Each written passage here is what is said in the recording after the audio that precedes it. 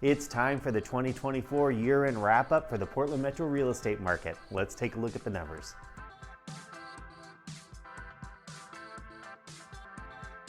So we have it, folks, the RMLS, or the Realtor Marketplace, the source of pretty much all the homes that folks see online in their favorite real estate search sites. It just came out with their year-end statistics. So I thought we'd take a break from our weekly market updates to look at 2024 as a whole and to cover a couple of changes that took hold at the start of 2025. As always, if you get to the end of this video and you find the information helpful, I would love a like or a share or even a subscribe. It is a huge help and it is greatly appreciated. So let's start with the average sale price. As I mentioned in last week's market update video about the three biggest trends that we're watching in 2025, this comparison calculates the average sale price for all 12 months of 2023 and compares it to all 12 months of 2024. So it's a big, broad comparison. The average sale price on the Oregon side of the border showed a gain of only 1.8%, and in Southwest Washington, we saw a bigger gain of about 4.6%. So there's the broader trend. What we know right now is that in our metro-wide sample for the full metro area, that's including Southwest Washington, the average sale price was down just shy of 1% for the month of December. That's comparing just December of 24 to 2023. Looking at the sale prices that we have so far in 2025, we may be back in the black, but we'll need to see a couple more weeks of sale prices before we can call that a trend. As I love to say, all real estate is local. So on the Oregon side of the border, the best performing neighborhoods and municipalities were Gresham Troutdale with a gain of around 5.6%, West Portland with a gain of 3.8%, Beaverton was up 2.7%, and Oregon City was up 2.3%. On the other side of the scale are some of the areas with the poorest numbers or the weakest numbers. Starting off is West Lynn, Lake Oswego with a loss of 0.3%. Hillsborough, Forest Grove came in with a loss of 0.4%. North Portland was down 2.4%. And at the very bottom was Northeast Portland, which came in at minus 2.8%, comparing 2024 to 2023. That being said, there is, as always, a caveat to the statistics. Those of you who have been keeping up with these videos know that over the past few months, some of the best performing neighborhoods have been Gresham and Oregon City, which of course were at the top, but also North Portland. These are the neighborhoods that have had the highest amount of appreciation, or showing at least the highest amount of appreciation and the biggest volume of sales. Once we do get deeper into our spring buying season, I'll update you on where buyers are headed and where the prices are the hottest. Next up are the supply and demand numbers. In 2024, we saw a slight decline in the number of homes that hit the for sale market.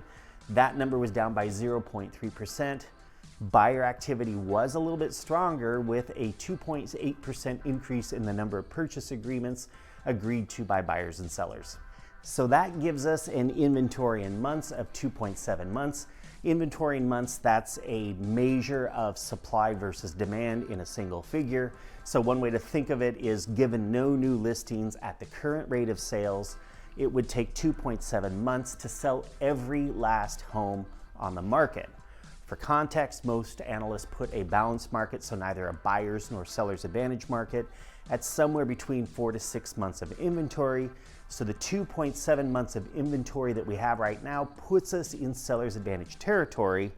That being said, it doesn't really feel like that to me or to a lot of my seller clients. It definitely feels more like a balanced market. So the average amount of time that a home spent on the market before receiving an acceptable offer came in at 57 days, which is 22% higher than 2023. Again, this is the average for the entirety of 2024 versus the entirety of 2023. Where are we right now? Well, just for the month of December, the average days on market was a lot higher at 74 days, which similarly is about 23% higher than where it was in December of 2023. At the top of the video, I mentioned a couple of rules changes that started in 2025. The first one is kind of a little bit of inside real estate. This one came from the RMLS, which now prohibits agents from canceling or letting a home's online listing expire and then relisting it as if that listing of that home is brand new to the market. What that does is it resets the days on market back to 0. So this change is going to create more accuracy in our statistics when it comes to the number of homes that we look at and look like they are new to the market. Those old listings that an agent repackaged and then relisted as if it's brand new should start to fall away, and the number should be a little more reflective of reality. The penalty for violating this rule, as an aside, just as an FYI, it could be up to a $1,500 fine for that rule-breaking agent.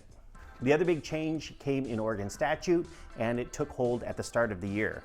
Remember those days when you wanted to see a home and you just called up some random agent and they met you over at the property and got you in? Well, those days are gone. Agents now can't even show a home to their very own mother unless they first sign a buyer representation agreement. And these agreements are agreements between those buyers and their buyer's agents, and it should include some sort of buyer agent compensation and a timeline for the agreement.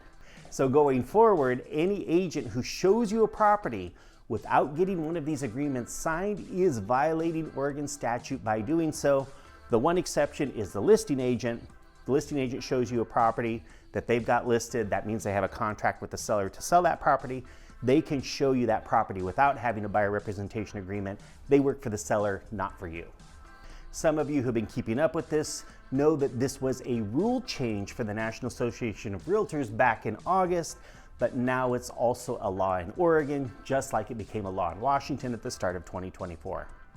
So there you have it, the long and the short of it for 2024, plus a couple of rule changes as we dive into 2025. Check in here next Friday for some of the first stats and trends of the year as we head towards our spring buying season, and be sure to subscribe to see more videos like this in your feed. I look forward to seeing you right here next week.